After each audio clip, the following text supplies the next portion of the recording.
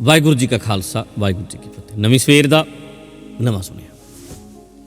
चढ़ती कला च रहिए, मस्त रहिए, खुश रहिए, खिड़े खिड़े रहिए। कहो अपने आप को मैं खुश रहना, बोलो मैं मस्त रहना, मैं खिड़िया खिड़िया रहना, मेरा अज का दिन भी वधिया होएगा।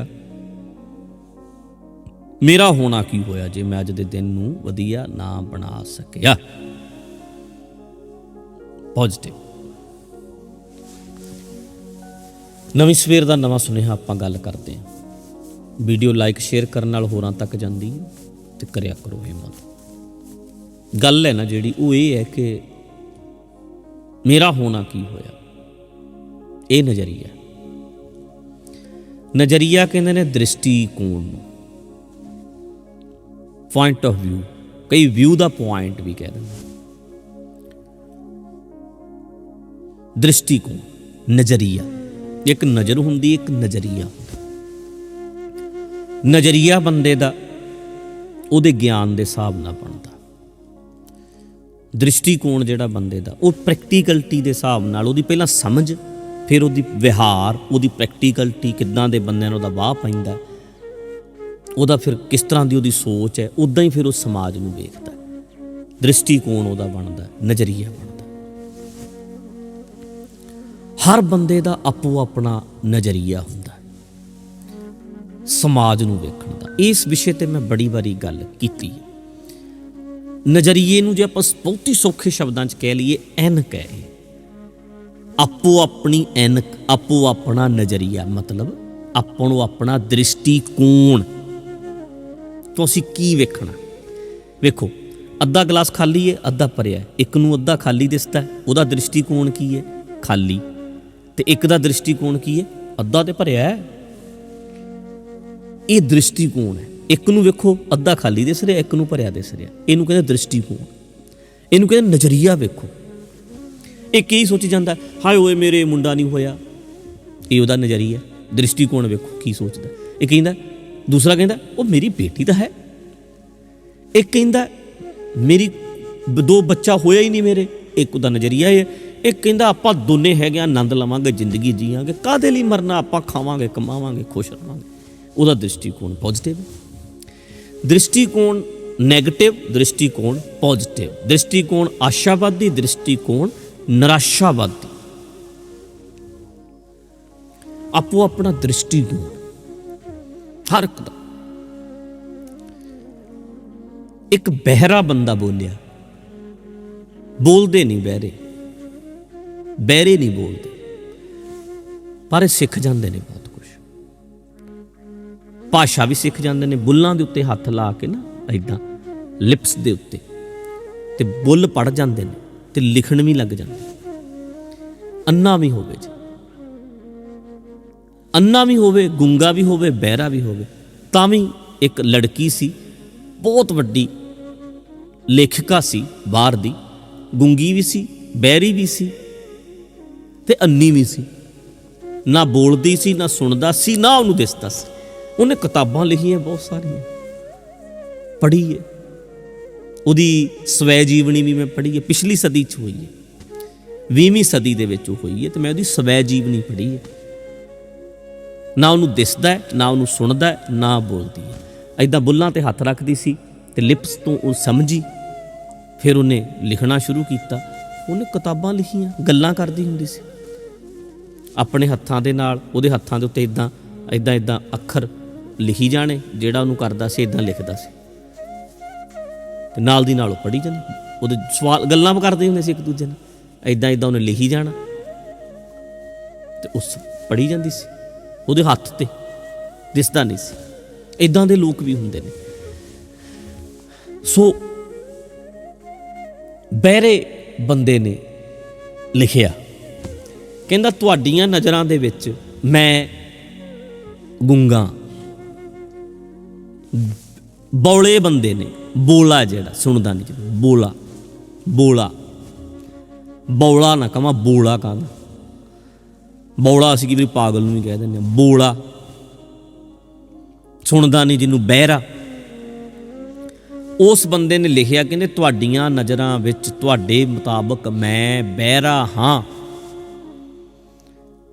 ਤੇ ਮੇਰੇ ਮੁਤਾਬਕ ਤੁਸੀਂ ਸਾਰੇ ਗੁੰਗੇ ਹੋ, ਕਿਉਂਕਿ ਮੈਨੂੰ ਤਾਂ ਸੁਣਦਾ ਹੀ ਨਹੀਂ। ਤੁਸੀਂ ਬੋਲਦੇ ਹੋਵੋਗੇ, ਉਹ ਲਿਖਦਾ ਤੁਸੀਂ ਬੋਲਦੇ ਹੋਵੋਗੇ, ਪਰ ਤੁਹਾਡੀਆਂ ਨਜ਼ਰਾਂ 'ਚ ਮੈਂ ਇਕੱਲਾ ਬਹਿਣਾ, ਤੇ ਮੈਨੂੰ ਵੇਖੋ ਪੁੱਛ ਕੇ, ਮੇਰੇ ਲਈ ਤੁਸੀਂ ਕਰੋੜਾਂ ਲੋਕ ਗੁੰਗੇ ਹੋ।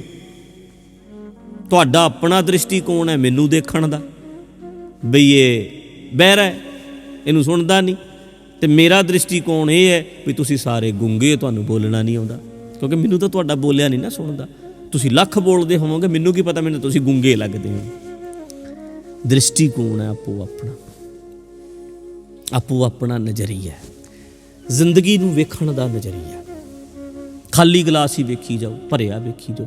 ਮੈਂ ਬੜਿਆਂ ਬੰਦਿਆਂ ਨਾਲ ਗੱਲ ਕਰਦਾ ਹੁੰਦਾ, ਬਾਬਾ ਜੀ ਹੁਣ ਤਾਂ ਜ਼ਿੰਦਗੀ ਖਤਮ ਹੈ, ਇਹਨਾਂ ਦੇ ਸਿਰ ਤੇ ਸਾਡਾ ਘਰ ਸੀ, ਖਤਮ ਹੋ ਗਈ ਜ਼ਿੰਦਗੀ।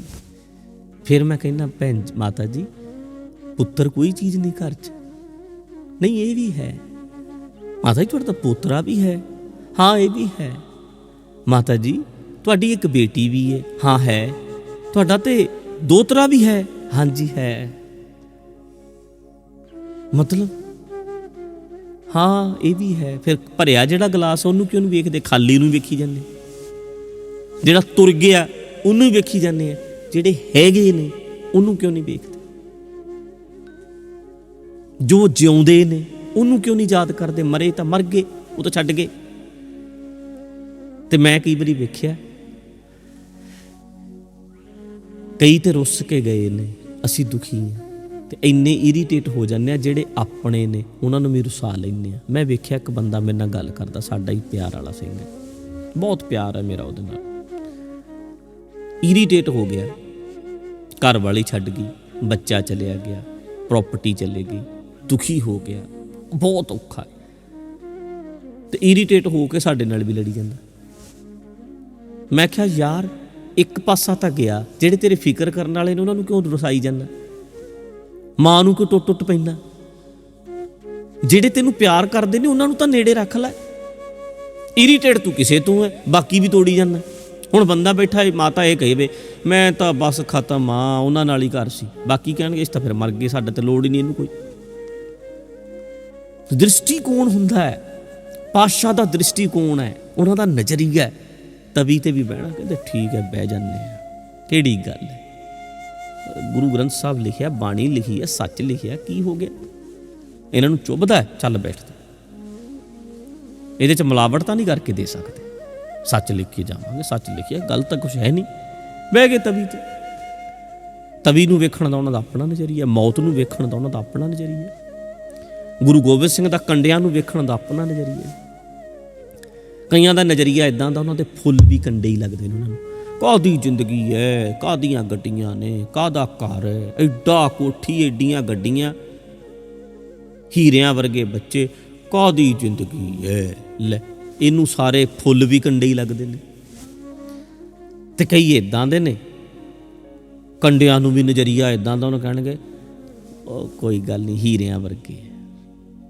ਸਾਡਾ ਤੇ ਸਾਈਕਲ ਹੀ ਬੰਬੂ ਕਾਟ ਹੈ। ਵੇਖੋ, ਇਹਦਾ ਨਜ਼ਰੀਆ ਸੂਲਾਂ ਨੂੰ ਵੀ ਇਹ ਫੁੱਲ ਬਣਾਈ ਬੈਠਾ, ਇੱਕ ਫੁੱਲਾਂ ਨੂੰ ਵੀ ਕੰਡੇ ਹੀ ਬਣਾਈ ਬੈਠਾ। ਨਜ਼ਰੀਆ ਵੇਖ ਲਓ। ਆਸ਼ਾਵਾਦੀ ਜ਼ਿੰਦਗੀ, ਜ਼ਿੰਦਗੀ 'ਚ ਆਸ਼ਾਵਾਦੀ ਰਹੋ, ਨਿਰਾਸ਼ਾਵਾਦੀ ਨਾ ਹੋ।